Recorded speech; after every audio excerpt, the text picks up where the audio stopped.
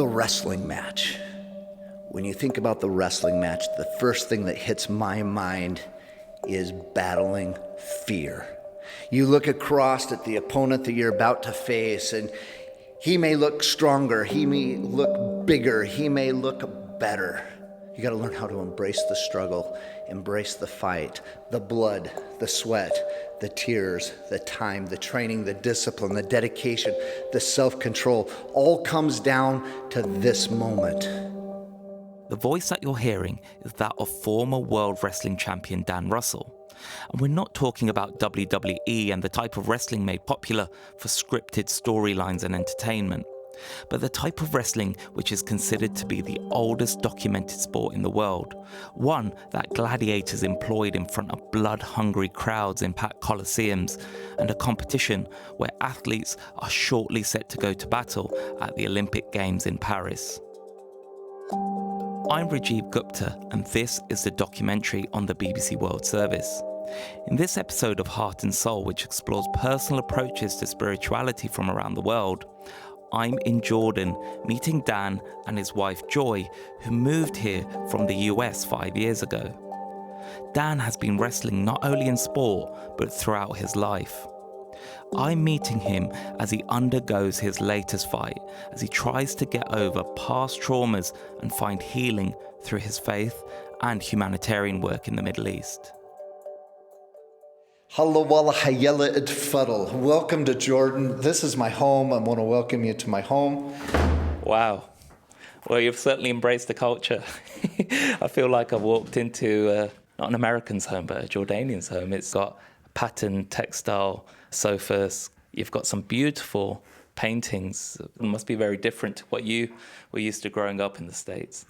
It's very different. We love the people. We love the culture here. And so our house, which is an apartment, it's just a flat, but we bought it. And when we bought it, it came with the furniture. It came with some of these unique designs that just remind us where we live and our love for the people and the culture here. So we're in your apartment. It's based on a hill, one of the many hills here in Jordan. And each hill has its own personality, doesn't it? Jordan was originally built on 7 hills, now encompasses more than 21 hills. But we live on one of the original hills. It's called Jabal al-Webde. From a Jordanian, this is kind of the romantic hill because it's the hill of the culture of the community. Got a lot of the art galleries and musicians and restaurants and things that kind of give the life of people that live here in Amman, Jordan. Yeah, so when you were growing up in the USA, did you ever imagine one day you'll be spending your better years out in Amman in Jordan? Well, so to give you a little perspective, being born in Idaho, I grew up in a town of 440 people. It was built around a Mexican migrant camp. My brother and I were the 2 gringos. We were the 2 white boys in a mostly Mexican community. And so people that live there, it's farming community. You grow up there, you live there, you don't really leave there. Being a white kid in a Hispanic community was not necessarily a popular thing. Did you have to learn to fight from a young age? Yeah, that was the culture I grew up in. I also grew up with my parents. My dad was a wrestling coach, and he was a pastor. So there were 2 things in my life. One was my faith, and the other was this wrestling aspect. We started training in the 3rd grade, 4 to 6 hours a day, 6 days a week. I couldn't score on anybody in the club program that we were part of. Everyone in our club program was winning national or world championships for their age group. And I was at the beginning, and I would cry all the way to practice. I'd cry all the way through practice. I'd cry all the way home from practice. My coach, who was a Russian, his name was Pavel Katzin. Pavel said, "You're never going to be any good." He watched me for 3 years crying every day for hours. And something switched. And I thought, I've spent 3 years here getting beat on, and I'm still here. I didn't give up. I didn't quit. I kept fighting. I kept struggling. And they've thrown everything at me in these last 3 years. And I don't know, that something switched in my mind. And I from that day forward, I was beating everybody in the room that had been beating on me for 3 years. What is it about Dan Russell that made him stay there for 3 years? Because I've got two young kids who were probably similar age to what you were there, and I'm constantly saying, you've got to keep at this when they're doing their sports and they want to drop out. And I'll be honest, they have dropped out of a number of sports. What kept you going? And to eventually go on to become world champion? You know, I think as a kid, you want your dad to be proud of you. I wanted my dad to be proud. I had a brother a year younger than me. We trained together every day. I wanted my brother having success, so then I wanted to have the success. And we kind of pushed each other to that level. We helped grow each other up in that. My dad put a wrestling mat in our house. We would go train 4 to 6 hours at a club. On the way home, 3 to 5 miles from home, he'd stop the car, say, get out, you're running the rest of the way home. We'd get home, Mom would prepare a little meal, we would eat a little bit, and then my dad would have us watch films from our practice, and then we'd be in that living room where we had our wrestling mat, and he'd have us working on the things that we struggled with during the 4 to 6 hours that we were in the club. So there was always extra things, there was always more. If you wanted to be better than the guys in the room, we had to be doing more than the guys were doing in the room. And his passion, his love for the sport. My dad looked at wrestling not as a sport for us. This is not a sport, this is your job.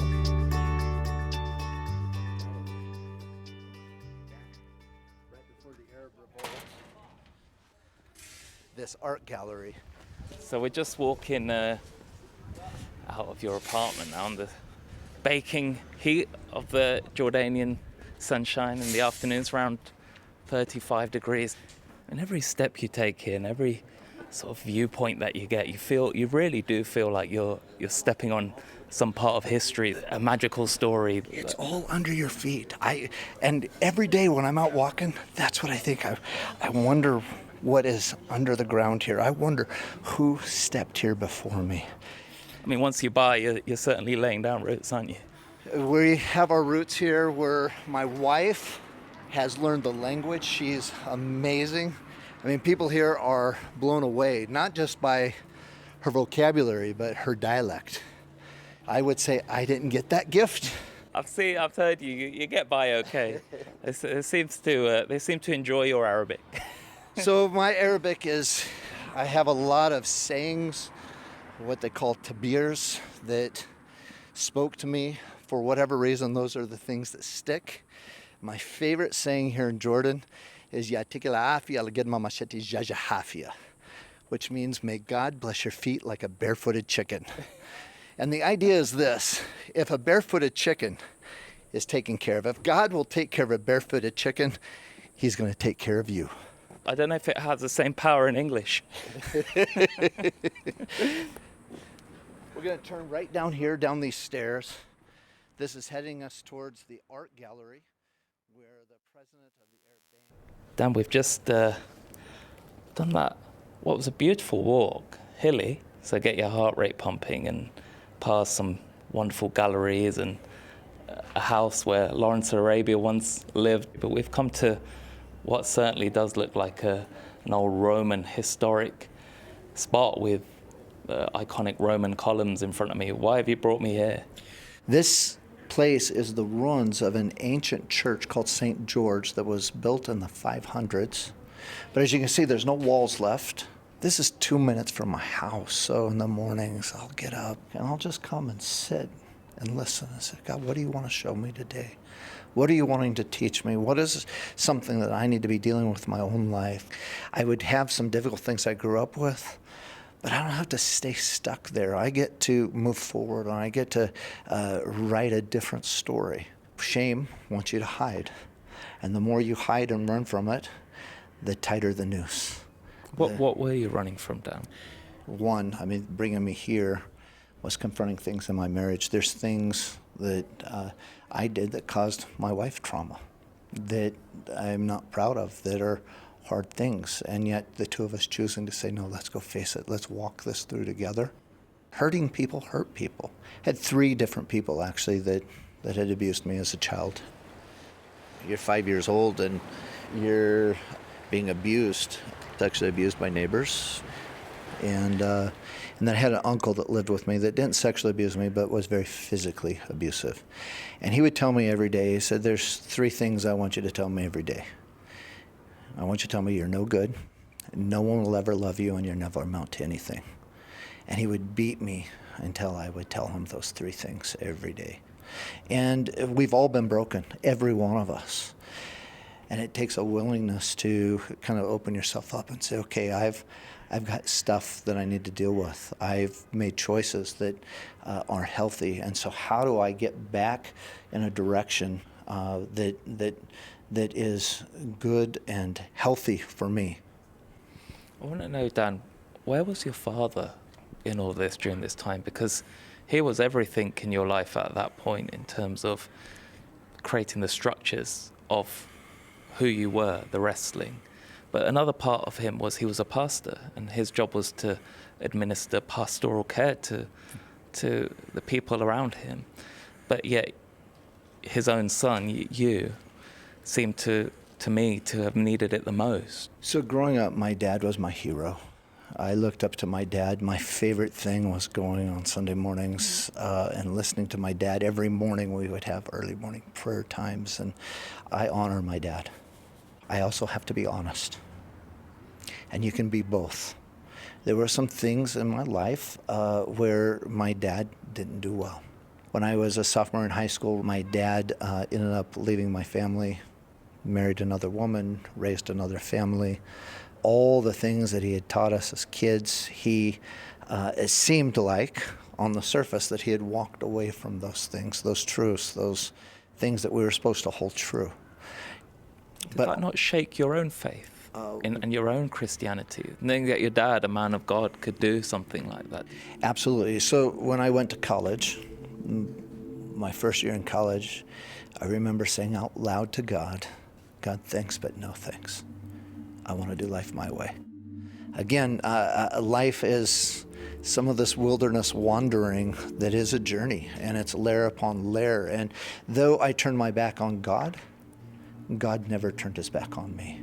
So much so that I was wildly successful. I looked really good on the outside, but I was dying on the inside, and I would win 4 NCAA titles, set records in the U.S., and then look at my titles and trophies and go, I've just spent these last 4 years living a life that wins a lot of trophies and medals and titles and in the papers and in the media, and it's empty. And so for me, this picture is, I don't want my life, again, built on temporary things. Trophies, titles, medals, things that collect dust. But how do I give my life to those things that are eternal, those things that last forever and ever and ever? And one of those things are the people that are around us, the living stones. So I can sit here and look at these old stones that now are crumbled and in ruins, but God, what is it you're wanting to do in my life and the people that you put around me, where I can encourage them and we build community together?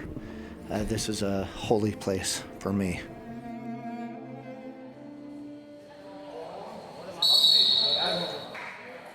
Dan and I have travelled across Amman to the Wrestling Federation of Jordan.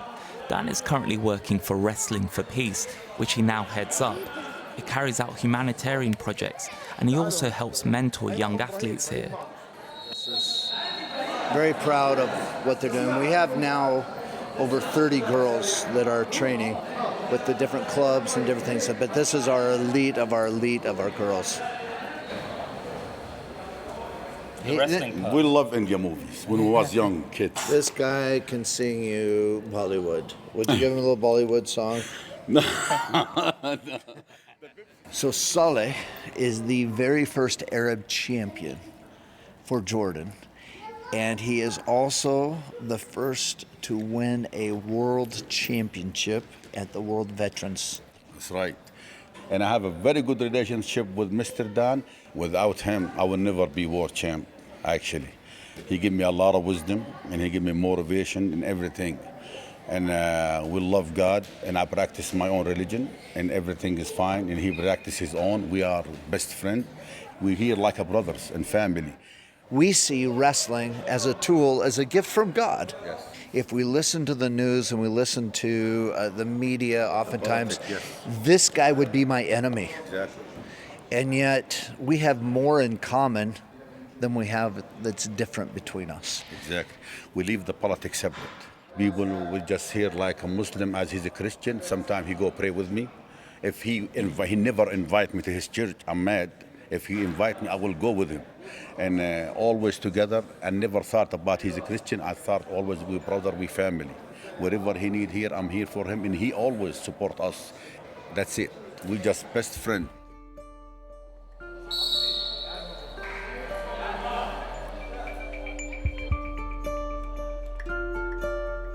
You're listening to Heart and Soul on the BBC World Service with me, Rajiv Gupta. I'm in Jordan meeting former World Wrestling Champion Dan Russell. One of Dan's most painful sporting memories is missing out on not one, but 2 consecutive Olympic Games through injury. Dan did finally realise his lifelong dream of going to an Olympic Games as a coach some years later. I mean, I think in some ways to say my dream was shattered might be an understatement. I mean, it was devastating, my own Olympic career, because that had been the whole dream. But to see not just an invitation to get to go and be a part of the Olympics, I got to go and I was working with Guam, and we're at the Olympics in Athens, Greece, where this whole thing started. I'm sitting in the stadium and I just begin to cry. The beauty is not in the gold medal. The beauty is not in the final outcome. The beauty, it really is in the journey to make it to that arena. Continue on Route 35 for 15 kilometers. So we're just driving through the mountains and hills of Jordan, and either side of this freshly tarmac road are barren lands dotted with evergreen pine trees. Occasionally we pass some olive trees, which is kind of the national export of Jordan, sending olives throughout the world. And Joy Russell, Dan's wife, is kindly our designated driver. She's the only one brave enough to drive on the roads here. Dan you don't do too much driving, Dan. Not at all. My wife, she does a phenomenal job of navigating the roads of Jordan. Joy, when Dan woke up, I don't know, 6 years ago, whenever it was now, and said, I've had this dream that he was destined to be here, that wasn't just moving him, that was moving you, that was leaving behind 4 beautiful children that you have at home. For you, that must have been a bit of a shock, a really difficult decision. Yeah, we were sure that we were going to have a base somewhere in the United States. And so when he woke up and said, I believe we're moving to Jordan, it was this, on one hand, this exhilaration, and on one hand, this kind of impossibility. Like, how does that even work? We had entertained going places around the world, but to be honest, I'd never even imagined coming to a place like Jordan, to the Middle East. And I think partly because of what we hear in the news and what we see in films, there is a fear. And of course, then thinking about how far we would be from family and friends. This was not a small move. This was a life-changing moment. I mean, your youngest would have been, I think, 19 when you did that. That was a huge thing as a mother to say, look, okay, Dan and I are going to move. What was that like as a parent, and how did that work with the kids? I could definitely sense that all 4 of the kids were receiving the news uniquely and processing it. I think the older 3, because they had already been to college, they were beginning to move into careers.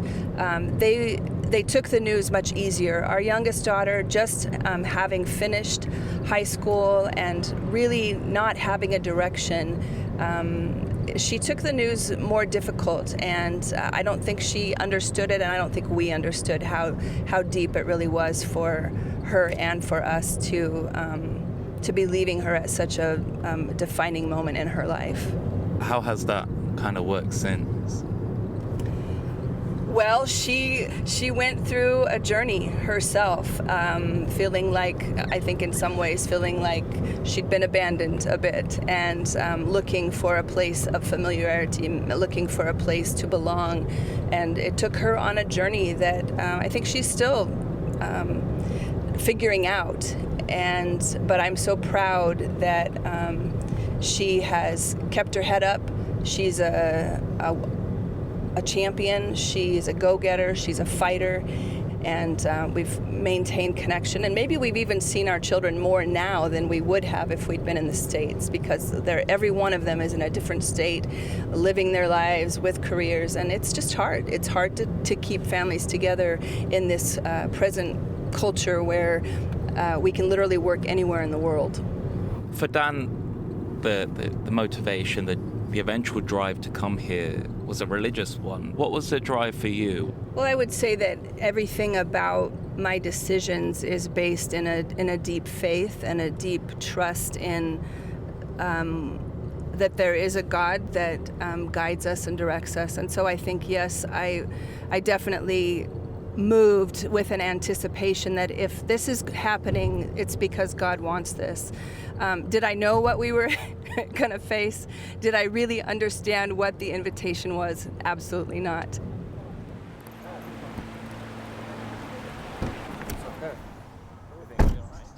Wow, this is beautiful.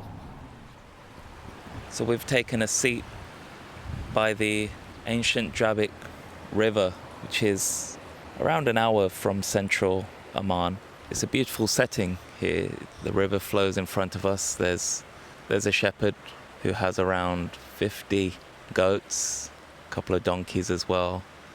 And we're also around just 20 miles from the Israeli border here. Dan, why have you brought me to this particular spot? I brought you to a very significant place, especially as a wrestler. It was on the banks of the Jabbok River that one of the most epic wrestling matches in all of human history happened. This is where Jacob wrestled with God. And it's significant because Jacob was a deceiver. He was a liar. He was a trickster. And he'd be confronted with who he is on this riverbed here, on the banks. And in the midst of his struggle with God, he finds who his identity is. And I think for all of us, there's this invitation in that God wants us to wrestle with him. He wants us to ask the hard questions. He doesn't want us to go and hide in our shame or to run from him. He wants us to run towards him. Dan, coming here to Jordan is clearly part of your healing process. From all those traumas that we've talked about, where do you feel like you are on that journey now? There are memories and things that for 50 years I'd put away. Didn't want to think about them, didn't want to face them. And when you begin to deal with those things head on, it's hard. One of the most traumatic things as a kid growing up is my dad having an affair, leaving my mom, our family being shattered in that moment. 10 years later, my dad is talking to me and he said, that call to tell people about God and to be a shepherd, to be a pastor. He said, I can't do that anymore because of the sin, because of the choices that I made. And I could feel his shame in that statement. And then years after that, here's my dad in his latter years, and a local church had come to him and said, would you be our pastor? Now, my dad hadn't pastored in 20 plus years, and I watched my dad step back in to that church and begin to speak to people and care for people at a much greater depth than I'd ever seen, because my dad had walked through this process of healing in his own life and still in that journey. My dad, his last message he ever preached, my dad has passed away. He got up in front of the church and he said, I don't want to alarm you. He said, today is going to be my last message. This is the last time you're going to hear from me. And I'm here in Jordan and I'm listening to the message online. My dad had advanced Parkinson's disease. My dad couldn't even dress himself. His wife had to dress him that morning to get to church. He said, people keep asking me, what is God saying in this season? And he said, I felt it was so important that I come this morning to share with you what I sense God is saying. And then my dad looked at each person in the room and he called them out by name.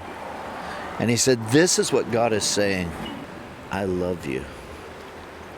And my dad called me and he said, I don't have much time left. He says, I don't want you to come back. I don't need a funeral. He said, I just want you to know that I love you and I know that you love me. So that's healing. But these are the things that I think walking through in this journey of life, as I know there's listeners that are listening, there are things in their own life, as I'm sharing my story, their story's popping up. And I would say, don't run from it. Don't hide from it. Turn and get curious and enter the fight. Enter the wrestling match. Just like Jacob entered the wrestling match right here on the banks of the ancient Jabbok River. I think we're all invited to be in that place. That's where you find healing, when you confront these things head on.